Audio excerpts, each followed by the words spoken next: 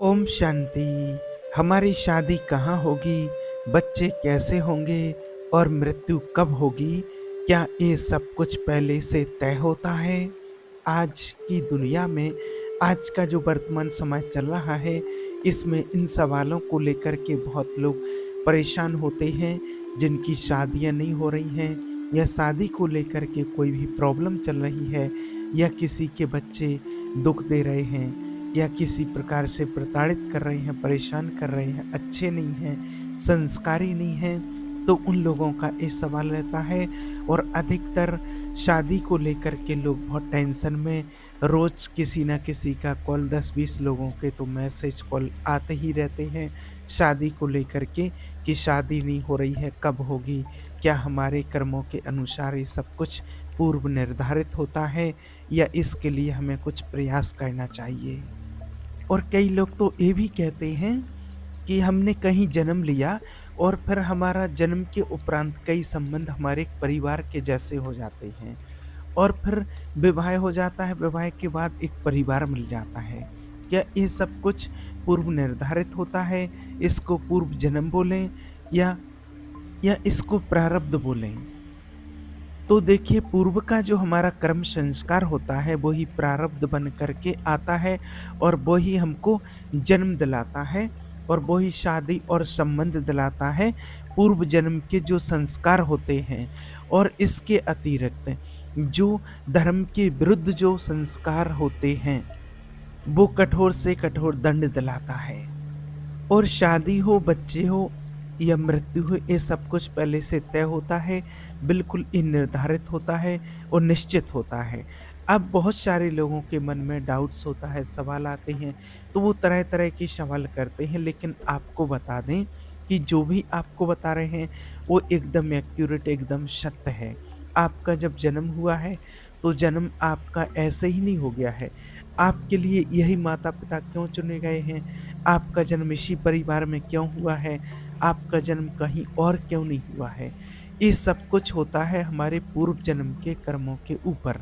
जब हमारे पूर्व जन्म के जैसे हमारे कर्म होते हैं और कर्म के अनुसार ही हमारे माता-पिता सिलेक्ट किए जाते हैं कि आपको किसके यहाँ जन्म लेना है, कौन से माता-पिता के यहाँ जाना है, कहाँ आपकी फ्रीक्वेंसी मैच कर रही है और किस आत्मा के साथ आपने ऐसे कर्म किए हैं कि उसके यहाँ आपको बेटा-बेटी बन कर के जन्म लेना है। उसका हिसाब-किताब आपके साथ क्या है?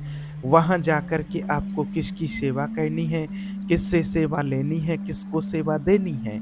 तो जहाँ भी ये हमारा कनेक्शन जुड़ा हुआ होता है पूर्व के कर्मों के अनुसार, वहीं पर आपका जन्म होगा।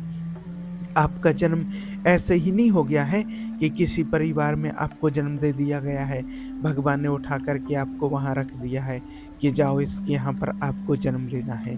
नहीं, ये सब कुछ होता है हमारे पूर्व जन्म के कर्म के संस्कारों के अनुसार। जैसे आपने कर्म किए हैं उसी के अनुसार ही आपको जन्म मिलता है। अब कई लोग, क्या होता है कि पूर्व जन्म को नहीं मानते हैं कि हम नहीं मानते पूर्व जन्म में हमने क्या किया है, क्या नहीं किया है, हम कैसे विश्वास कर लें?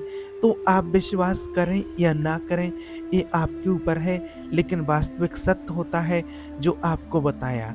1 मिनट के लिए मान लेते कि आप पूर्व जन्म के ऊपर या कर्मों के ऊपर आप विश्वास नहीं करते हैं कि किसने देखा है पूर्व का जन्म, पूर्व का कर्म। किसी ने कमेंट भी किया था कि भाई क्या अंधश्रद्धा वाली बात है। कर्म क्या ऐसा होता है, कोई इंसान है कि जो भाई वो पहचान लेता है कि किसने क्या कर्म किया है? तो हाँ, इंसान तो भूल जाएगा लेकिन कर्म नहीं भूल सकता है। कर्म तो वो पहचान होती है कि इंसान जिसका जैसा कर्म होता है उसको वो पीछा नहीं छोड़ता है जब तक उस कर्म का फल ना वो मिल जाए, अच्छा हो या बुरा हो। तो अगर कोई नहीं मानता है पूर्व जन्म को या कर्म को, तो उसके लिए प्रैक्टिकल बात बता देते हैं कि आज मान एक ही मुहूर्त में और एक ही समय पर और एक ही दिन में हज़ारों बच्चे जन्म लेते हैं। मान लीजिए 2 बच्चों ने एक ही मुहूर्त में जन्म लिया है और एक ही तारीख में एक ही मुहूर्त में जन्म लिया है। एक बच्चे ने राजा के घर में जन्म लिया जो राजकुमार बन गया, जहाँ उसके लिए कितने ही दास-दासियाँ सेवा के लिए खड़े हुए हैं, और एक बच्चे ने भिखारी के यहाँ जन्म लिया है और वो भिखारी बन गया है, जहाँ उसको 2 वक़्त का भोजन पीने के लिए दूध नहीं है, चाय नहीं है, बिस्किट खाने के लिए कुछ भी नहीं है। तो अब दोनों बच्चों ने जन्म लिया है एक साथ, एक बना है राजकुमार और एक बना है भिखारी। तो अभी तो इन बच्चों ने कोई कर्म नहीं किया, फिर एक राजकुमार, एक भिखारी कैसे बन गया है? दोनों राजकुमार क्यों नहीं बने या दोनों भिखारी क्यों नहीं बने? तो ये सब कुछ जो होता है हमारे पूर्व कर्मों के अनुसार ही निर्धारित किया जाता है कि आपने पूर्व में कैसे कर्म किए हैं, अब आपने कैसे संस्कार बनाए हैं और किन आत्माओं से आपका कनेक्शन है, उन्हीं के घर में आपका जन्म होगा। इसके ऊपर कोई विश्वास करे या ना करे, ये वास्तविक सत्य होता है और आप इसका प्रैक्टिकल अनुमान लगा सकते हैं। उसके बाद फिर होती है शादी। जब बच्चे बड़े हो जाते हैं, शादी पर बात आती है, तो शादी को लेकर के बहुत लोग टेंशन में रहते हैं कि आखिर हमारी शादी कहाँ होगी और कब होगी। तो क्या ये भी पूर्व निर्धारित होता है, पहले से तय होता है? तो हाँ, बिल्कुल ये निश्चित होता है, पूर्व निर्धारित है, पहले से तय होता है कि आपकी शादी किस व्यक्ति से होनी है और किस समय पर होनी है।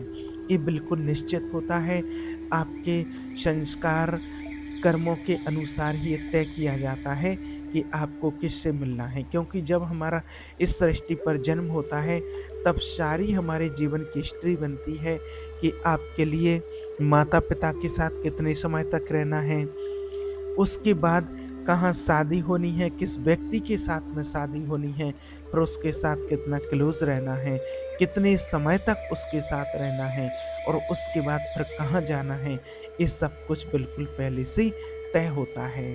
आज कई लोग ऐसे होते हैं जिनकी शादी थोड़ी लेट होती है, तो वो परेशान हो जाते हैं कि आखिर कब होगी। लेकिन आपका समय नहीं आया है अभी, चाहे भले आपकी एज 30 हो गई हो, 30 प्लस हो गई हो, कुछ भी हो गया हो, लेकिन जब समय आ जाएगा तभी आपकी शादी होगी और जिस व्यक्ति से होनी है, जब वो व्यक्ति सामने वाला मिल जाएगा तभी आपकी शादी होगी। क्योंकि ये चीज़ एक बार और बताई थी आपको कि जब तक समय नहीं आया है, समय से पहले और भाग्य से ज़्यादा कभी किसी को नहीं मिलता है। आप कितने ही परेशान होते रहें, भले कितने लोगों का ये सवाल रहता है कि हमसे छोटे भाई हैं या बहन हैं या फिर उनके कोई फ्रेंड हैं, उन सब की शादी हो गई है, उनके बच्चे भी हो गए हैं, उनकी बढ़िया लाइफ सेटल हो गई है, सब कुछ बढ़िया चल रहा है, लेकिन हमें सब ताने मारने लगे हैं और हमारी नहीं हो रही है, ये सब क्यों हो रहा है? तो ये होगा क्योंकि उनका समय आ गया था, इसलिए उनकी जल्दी हो गई है, आपका भी समय नहीं आया है और जब समय नहीं आया है तो नहीं हो सकती है, वो व्यक्ति सामने वाला नहीं आया है।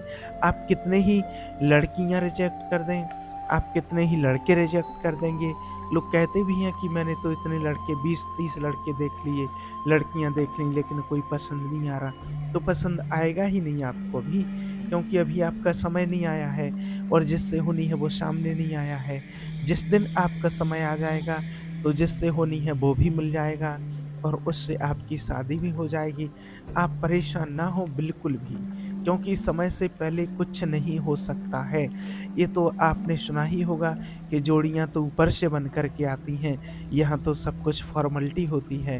तो अगर ऊपर वाले पर आपको भरोसा है तो आप विश्वास रखिए, जहाँ आपकी जोड़ी बनी होगी आपके कर्म के अनुसार और जिस समय तभी होगा, क्योंकि एक समय का इंतज़ार जो शुभ समय होता है, उस शुभ समय का हमें पता नहीं होता है, लेकिन उससे पहले कुछ नहीं होता है। उस शुभ समय का इंतज़ार हमें हर किसी को करना ही होता है। आज आपके लिए एक और उदाहरण बता देते हैं, जो आप सभी ने देखा है रामायण का, जो प्रैक्टिकल उदाहरण था कि जब श्री राम जी का माता सीता का जब विवाह होना था, तो माता सीता के विवाह के लिए उनके पिताजी ने स्वयंवर रचा था और उनकी प्रतिज्ञा थी कि जो शिव धनुष को तोड़ेगा, उसके साथ ही सीता का विवाह होगा। उनकी ये प्रतिज्ञा थी। अब वहाँ पर एक से एक बलशाली राजा सब कुछ उपस्थित हुए, लेकिन किसी ने धनुष को हिला नहीं पाया, किसी ने नहीं तोड़ पाया। अब राम जी ने तोड़ा जब धनुष, तो राम जी पहले तोड़ सकते थे, उन्होंने इतना समय क्यों लगाया था? बात बताने की सिर्फ ये है। तो जो उनके गुरु थे वो त्रिकालदर्शी थे, वो ज्ञाता थे, वो शुभ समय का इंतज़ार कर रहे थे कि वो शुभ समय आने दो जब इस धनुष पर प्रत्यंचा चढ़ाई जाएगी। तो उनको भी समय का इंतज़ार करना पड़ा था और जब वो शुभ समय आ गया तभी श्री राम जी को उन्होंने आज्ञा दी कि अब जाओ और धनुष पर प्रत्यंचा चढ़ाओ, धनुष को तोड़ो और राजा जनक का संशय दूर करो। क्योंकि तब जब शुभ समय आ गया, अब उन्होंने देख लिया था कि शुभ समय आ गया है और इसी शुभ समय पर अब धनुष टूटेगा और जानकी जी श्री राम जी के गले में वरमाला पहनाएँगी, वो शुभ समय का इंतज़ार कर रहे थे। तो जब उनको शुभ समय का इंतज़ार करना पड़ा, तो हम तो इंसान हैं, हमें पता नहीं है कि हमारा शुभ समय कब है। आपको परेशानी होना है, शुभ समय आने पर आपको आपका जो भी लाइफ पार्टनर होगा वो मिल जाएगा। उसके बाद फिर आपके बच्चे कैसे होंगे, कैसे संस्कारी होंगे, कैसा क्या होगा, वो भी आपके कर्म के अनुसार डिपेंड करता है कि उन बच्चों के कर्म संस्कार आपके साथ कैसे मेल-जोल खाएँगे, आपने किससे सुख लिया है, किससे दुःख लिया है। वो सब बच्चे जो आते हैं, वो सुख और दुःख देने या लेने, हमारी लाइफ में कोई भी व्यक्ति आता है, तो अपने कर्मों का हिसाब-किताब चुकतू करने के लिए ही आता है। और इन्हीं सब कर्मों का हिसाब-किताब चुकाना पड़ता है। अगर कोई व्यक्ति शादी के बाद भी अगर कोई व्यभिचार करता है, किसी परपुरुष से या परनारी का स्पर्श करता है, तो वो नवीन कर्म होता है। अगर कोई शादी के बाद कोई पत्नी जैसे पति को प्राप्त कर लेती है और उसके बाद भी अगर परपुरुष का स्पर्श करते हैं, चाहे स्त्री हो या पुरुष हो, तो ये दुर्गति ही कराएगा। ये दुर्गति ही कराएगा, ये अपना वो नवीन कर्म बना रहे हैं और इसी जन्म में उसका फल आगे आ जाता है, कभी-कभी इस जन्म में नहीं मिल पाता है, तो उसका फल समय रहते आगे ज़रूर आता है और उसको बहुत कठोर दंड मिलता है, जो व्यभिचारिणी स्त्री हो या पुरुष हो। तो अगर हम पूर्व प्रारब्ध के अनुसार चलते रहे, तो हमसे पाप कर्म नहीं हो पाएँगे, इस बात को याद रखना। और नवीन पुरुषार्थ हम परमात्मा की श्रीमत के अनुसार अगर अभी करते रहे, तो संचित कर्म जो है, वो भस्म हो जाएगा और क्रियमाण जो होता है, वो निष्फल हो जाएगा और जो क्रियमाण वर्तमान कर्म होता है, उसको हमें भोगने की क्षमता हमें परमात्मा से मिलेगी, जब हम परमात्मा की श्रीमत के अनुसार चलते हैं और जब हम भगवान की साधना करते हैं, कोई भी गंदे व्यभिचार नहीं करते हैं, परमात्मा की श्रीमत के अनुसार चलते हैं, भगवान का ध्यान करते हैं, तो जो पूर्व जन्म के पाप कर्म होते हैं, उनको नष्ट करने की पावर हमारे अंदर आती है और इस जन्म के जो कर्म होते हैं, वो हमसे कोई गलत कर्म नहीं बनते हैं और पूर्व जन्म में जो कर्म बन चुका है, वो नष्ट होता और जो हमारे सामने आता है, उसको हमें सहन करने की क्षमता भी हमें प्राप्त होती है। अब क्या होता है, कई लोगों के मन में ये सवाल आते हैं और कितने लोगों ने पूछा है कि अंदर में जो नेगेटिव विचार आते हैं, गलत कर्म आते हैं, गलत करने का मन करता है, तो उसके लिए क्या करना है? तो देखिए विचार तो आएँगे क्योंकि संसार में रहते मायावी संसार है, तो गंदे विचार आएँगे, नेगेटिव विचार आएँगे, लेकिन उन विचारों को हमें करना नहीं है, उनको काट देना है। वहीं पर उस पर अंकुश लगा देना है कि नहीं, एक गलत नहीं सोचना है, गलत नहीं करना है, ये गंदे विचार हमें अपने मन में नहीं लाना है क्योंकि इससे आपको दुःख ही मिलेगा, इससे सुख की प्राप्ति नहीं हो सकती है। उनको विवेक के द्वारा काटना है और ये काटने का बल आता है परमात्मा की याद से, नाम जप से। इसलिए आपको बार-बार कहते हैं कि आप ब्रह्म मुहूर्त में उठ कर के ईश्वर का ध्यान कीजिए, मेडिटेशन कीजिए, साधना कीजिए, नाम जप कीजिए, तो आपके अंदर बिल्कुल या तो नेगेटिव विचार, गंदे विचार आएँगे नहीं और अगर आएँगे तो आप उनको वहीं पर काट सकते हैं, उनको रोक सकते हैं, उनको फुल स्टॉप लगा सकते हैं कि नहीं, हमें ऐसे गंदे विचार नहीं करने हैं। और भगवान के ध्यान के बिना, मेडिटेशन के बिना इतनी किसी के अंदर पावर नहीं है कि नाम जप के बिना वो अपने अंदर के गंदे विचारों को काट सके, उन पर फुल स्टॉप लगा सके। वो फिर क्रियान्वित हो ही जाएगा और अगर कोई गंदा विचार आता है और वो क्रियान्वित हो जाता है, तो फिर एक और नया कर्म बन जाता है। इसलिए इन सब चीज़ों को विचार में रखते हुए, ध्यान में रखते हुए ही कोई कर्म करना है। संतान कैसी आएगी और कितने दिन तक आपके साथ रहेगी, ये भी बिल्कुल तय होता है, क्योंकि कई लोग आज बहुत सारे लोगों के कमेंट मैसेज आते हैं कि हमारे बच्चे ऐसे क्यों हैं, या फिर बच्चे क्यों चले गए हैं, या बच्चे खर्चा करवा रहे हैं, तो ये सब क्या है? तो ये सब कुछ भी आपके कर्म के अनुसार ही पहले से तय होता है कि बच्चा आया है, बच्ची आई है, जन्म लिया है, अब इसका स्वास्थ्य कैसा रहेगा? ठीक रहेगा, स्वस्थ रहेंगे, बीमार रहेंगे, आपका पैसा खर्च करवाएँगे और कितने दिन तक आपके साथ टिकेंगे, कितने दिन तक वो संतान आपके साथ रहेगी, बच्चे या बच्ची के रूप में, या फिर चली जाएगी आपको छोड़ कर के, मृत्यु हो जाएगी। ये सब कुछ पहले से तय होता है, ये भी अपने कर्म के अनुसार ही होता है, इसमें बिल्कुल भी संशय ना लाएँ। ये हमारे कर्म के अनुसार ही होता है कि आपके साथ उसको कितने समय तक रहना है, क्योंकि उसका ये हिसाब-किताब होता है। वो अपना हिसाब-किताब लेने आते हैं, हिसाब-किताब पूरा हुआ और चले जाते हैं। क्योंकि मृत्यु का भी एक समय फिक्स होता है, कब होनी है और कहाँ होनी। आपका भी समय फिक्स है कि आपको कब जन्म मिला है और कब तक माता-पिता के साथ रहना है, कब तक अपनी पत्नी के पति के साथ में रहना है और कब चले जाना है पत्नी को छोड़कर या पति को छोड़ कर के। ये सब कुछ पहले से ही तय होता है, क्योंकि इस चीज़ से भी बहुत लोग दुखी हैं और कितने ही लोगों के कमेंट्स, कॉल आते रहते हैं कि मेरी पत्नी चली गई है, मेरा पति चला गया है। 1 साल हुआ है, किसी को 2 साल शादी को, किसी को 6 महीने, तो ऐसा क्यों? तो ये जो सब कुछ हो रहा है, ये पूर्व निर्धारित सब कुछ पहले से तय होता है कि कितने समय तक आपके पास रहना है, और उसका जब समय पूरा हुआ, उसका हिसाब-किताब पूरा हुआ और वो आत्मा, वो व्यक्ति अपना शरीर छोड़ कर के चली जाती है। अब कइयों को बहुत ज़्यादा लगाव हो जाता है, मोह हो जाता है, अधिकतर सभी को होता है, और जब चले जाते हैं तो बहुत दुःख होता है। तो दुःख की बात तो है, लेकिन ये तो सभी को पता है कि जाना तो है ही, यहाँ कोई परमानेंट नहीं है, यहाँ अस्थायी है। कौन कब चला जाए, इसलिए हमेशा निर्मोही बन कर के रहो, परमात्मा को याद करो। एक ईश्वर ही सच्चा साथी है इस दुनिया में, और कोई सच्चा साथी नहीं है कि आपके साथ कोई यहाँ परमानेंट रहने आया हो। कोई भी संबंधी ये ऐसा नहीं है कि आपके साथ हमेशा परमानेंट रहेगा। इसलिए मोह का त्याग करके और एक परमात्मा के सद्मार्ग पर चलते हुए सत्य कर्म करो, पुण्य कर्म करो, अच्छे कर्म करो, तो आपका जीवन सुखी रहेगा। और आगमन तो लगा ही रहता है, आना और जाना। ये तो संसार का नियम है, यहाँ कोई परमानेंट नहीं है।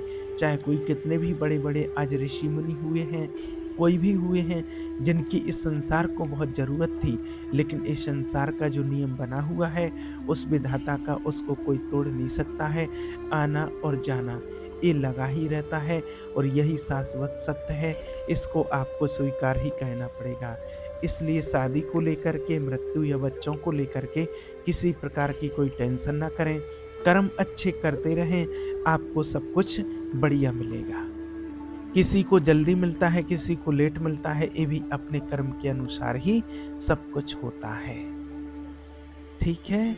ओम शांति।